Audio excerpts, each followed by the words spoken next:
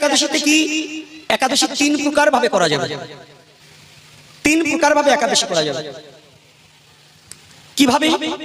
একটা হচ্ছে নির্জলা। নির্জলা বুঝেন তো? মানে এক ফোঁটা জল গ্রহণ করা যাবে। সেটাই যদি অসমর্থ হয় তাহলে কিছু ফল গ্রহণ করতে পারে। ফল যদি কোনো ব্যাধিগ্রস্ত ব্যক্তি হয় এবং সম্ভব হয় না, তাহলে কিছু সবজি সিদ্ধ করে বাদাম তৈল কিংবা সূর্যমুখী তৈল দ্বারা কিংবা ঘি দ্বারা রন্ধন করে তাহা ভগবানকে নিবেদন করে ওটা পাওয়া যায়। তবে সাবধান, পুঁই শাক এবং শিম এটা কিন্তু চলবে, এটা কিন্তু বর্জন। এবং কোনো ডাল চলবে না, সরষের তেল চলবে না। কথাটা বোঝা গেছে তো?